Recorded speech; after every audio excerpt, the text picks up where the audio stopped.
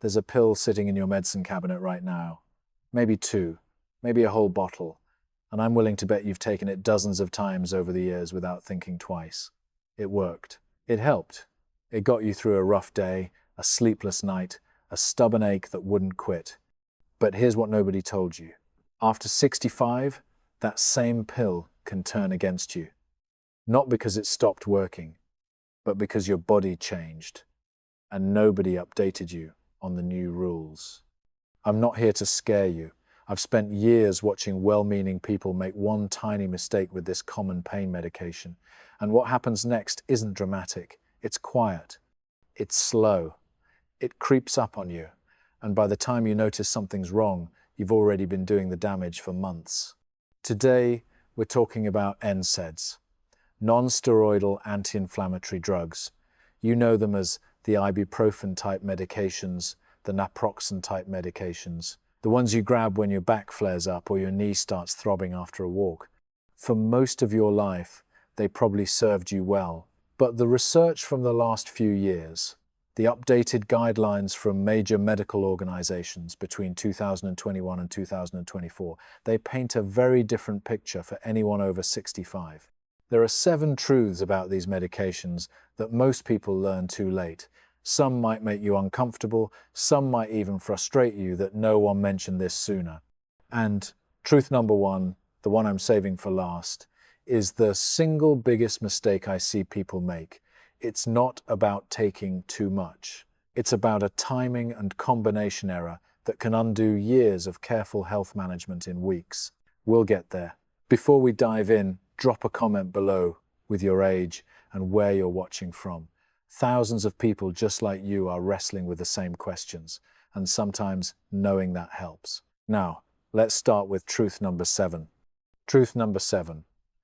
Your kidneys are not the same kidneys you had at 45.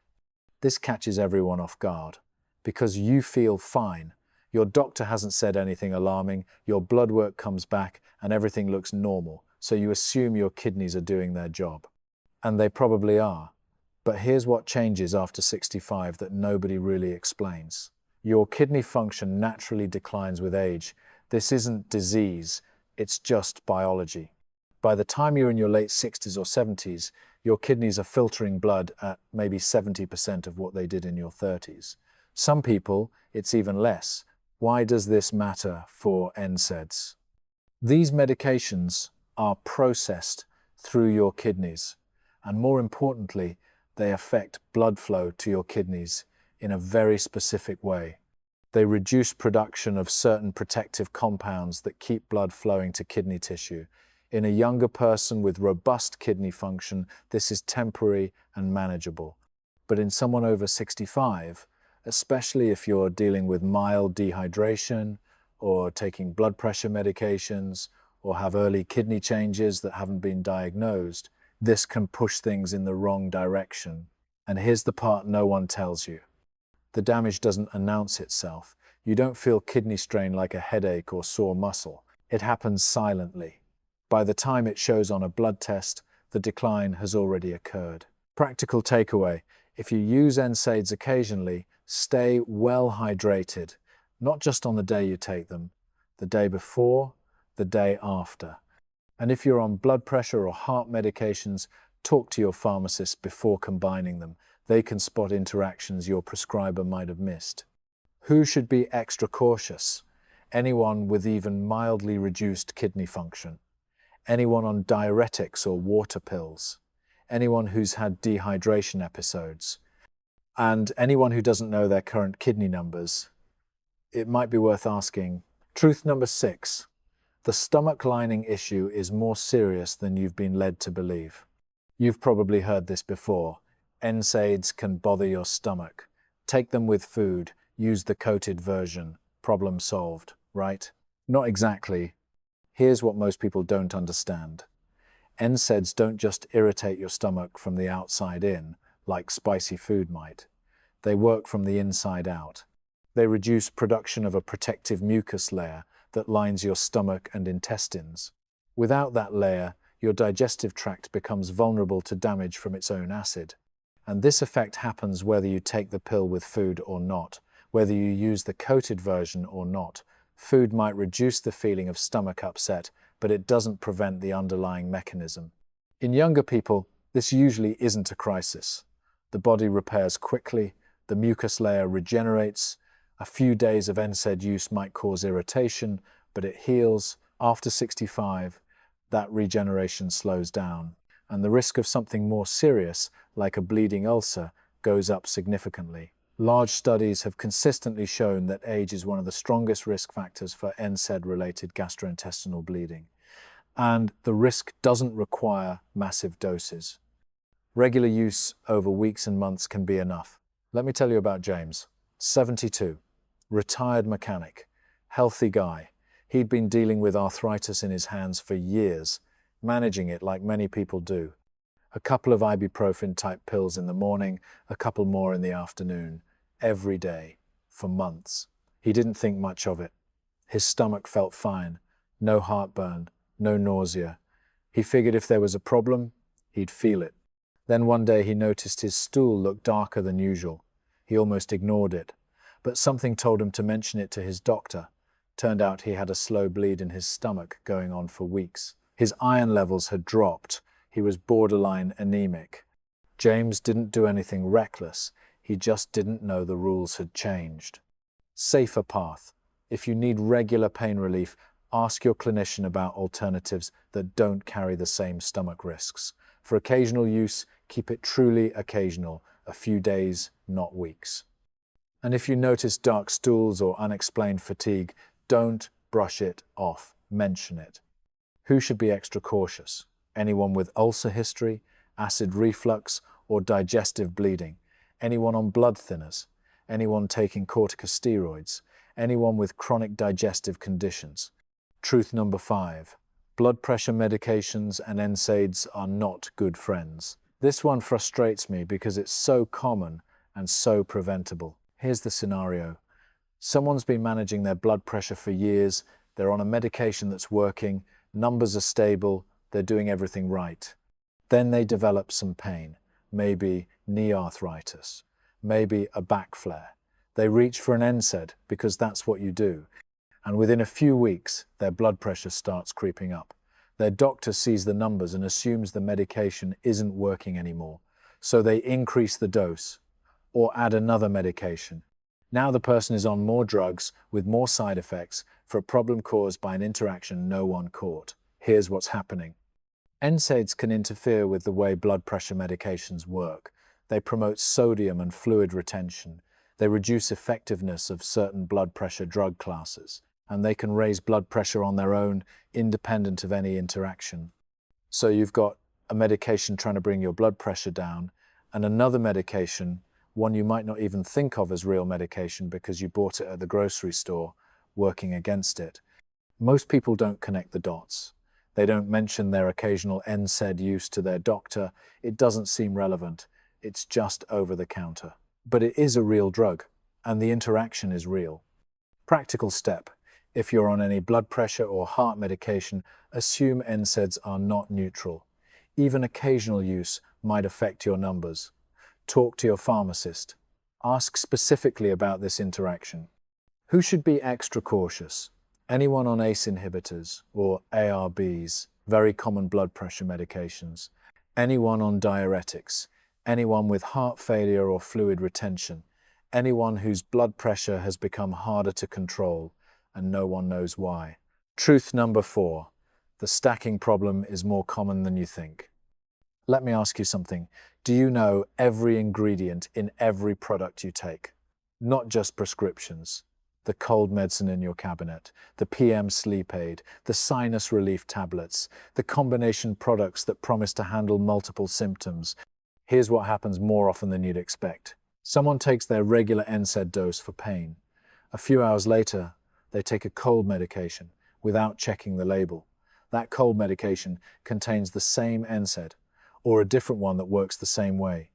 Now they've doubled their dose without realizing it. Or they take a headache remedy that contains caffeine and an NSAID combined, then later they take another NSAID separately. Now they're stacking. This isn't carelessness, it's confusing labeling. products that don't make ingredients obvious, the assumption that over-the-counter means harmless.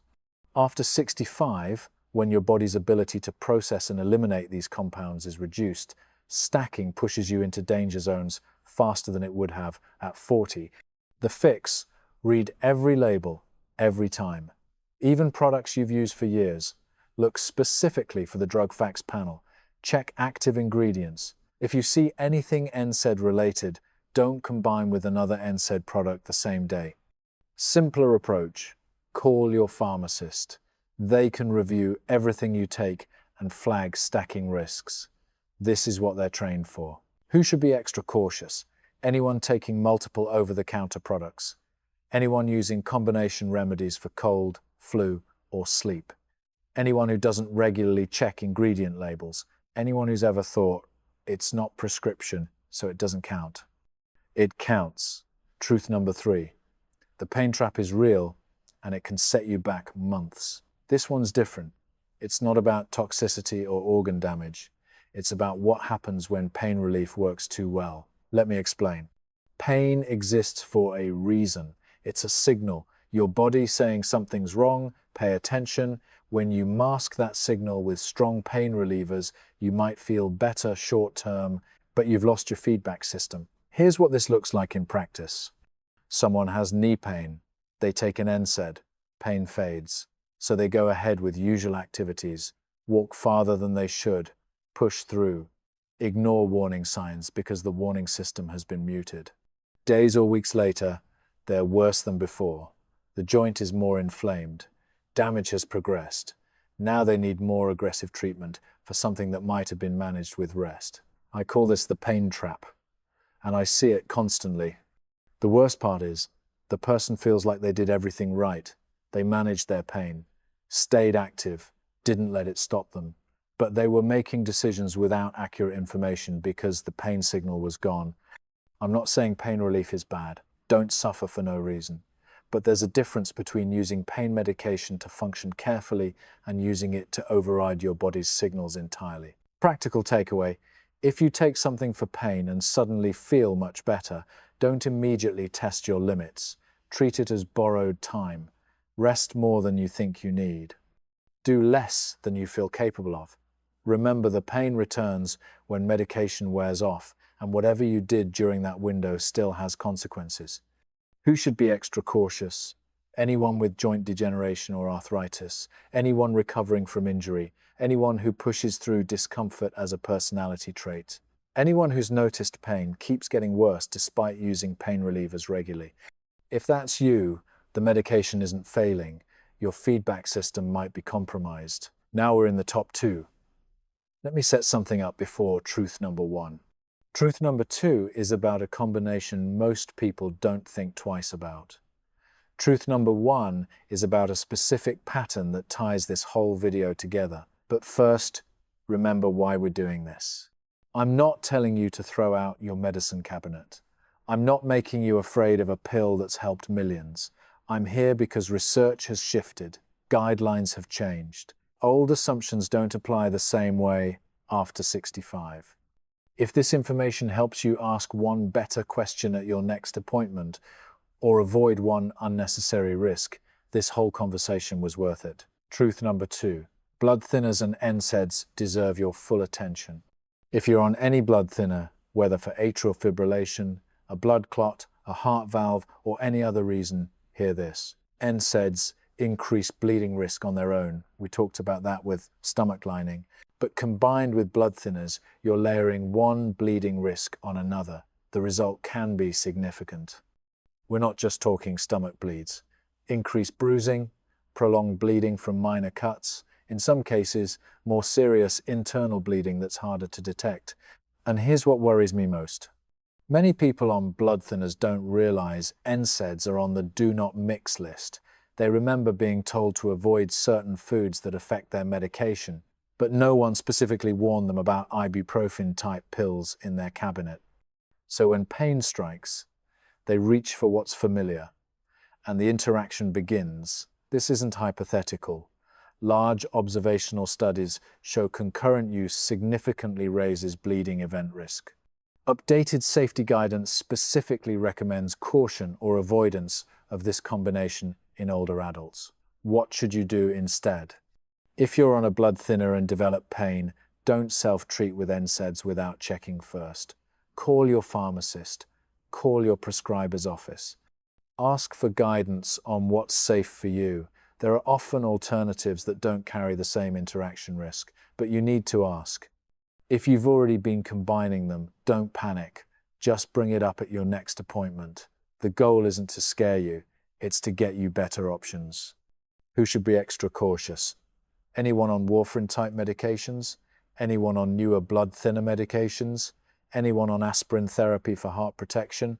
Anyone told they bleed easily? This combination deserves respect. Don't guess. Now we're here. Truth number one. The big one. The one I've been building toward. This is the mistake I see more than any other. It's not about taking too much. It's not about a scary interaction. It's about a pattern that seems completely reasonable until you understand what it's actually doing. Truth number one. The daily low-dose routine is often the most dangerous mistake of all. Here's what I mean. Many people think that taking a small NSAID dose every day is being cautious, not overdoing it, just managing pain with a little bit, consistently. On the surface, this seems smart. Why take a big dose occasionally when you can take a small dose regularly and keep pain at bay? But here's what research tells us. Duration of use matters more than dose in many cases. Taking a low dose every day for weeks or months can be more harmful than taking a higher dose for a few days and stopping. Let me say that again because it's counterintuitive. The consistent, daily, low-dose approach, the one that feels safest, may actually be the riskiest pattern after 65. Why? Because all those mechanisms we talked about, kidney strain, stomach lining, erosion, blood pressure effects, they're cumulative. They build over time. When you never give your body a break from the medication, you never give those systems a chance to recover. A few days of NSAID use followed by rest is usually manageable. The body bounces back. Protective layers regenerate. Kidneys resume normal function. But daily use, even at low doses, keeps pressure on, day after day, week after week. At some point, something gives. Let me tell you about Linda, 68, retired teacher. She had chronic low back pain managed for years with what she called her little helper. One small NSAID dose every morning, just enough to take the edge off. She never felt like she was doing anything extreme. She was careful, responsible. She didn't even take the full recommended dose most of the time. But after about 8 months of this routine, she started noticing she was more tired than usual. Her ankles seemed puffy. Her blood pressure, which had always been fine, was suddenly elevated. Her doctor ran tests. Her kidney function had declined. Not dramatically, but noticeably. When they reviewed her habits, daily NSAID use was the prime suspect. She wasn't doing anything wrong by conventional logic. But conventional logic didn't account for cumulative exposure, and it didn't account for what changes after 65. Linda stopped the daily routine, switched to a topical option for her back, started working with a physical therapist.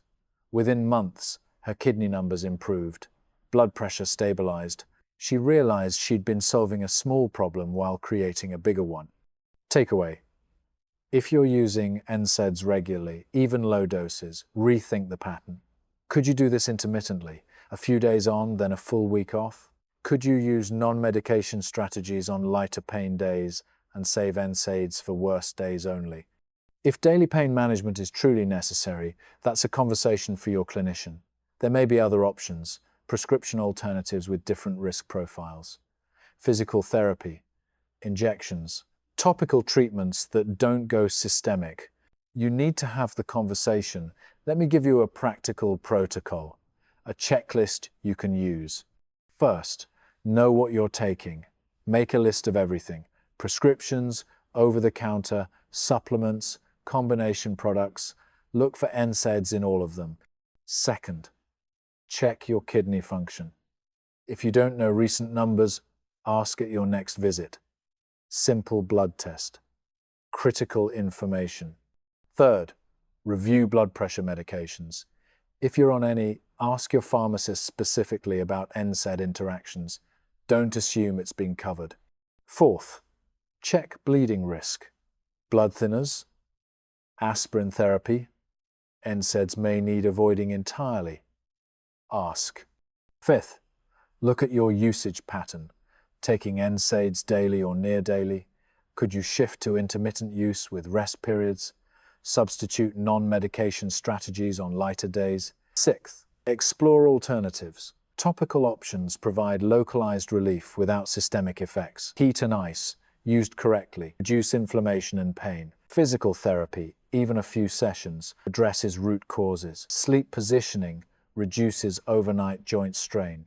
Seventh, know the red flags: dark stools, unusual fatigue, ankle swelling, blood pressure suddenly harder to control. Any of these should prompt a clinician conversation. Finally, the most important point. This is not medical advice. I don't know your history. I don't know your conditions.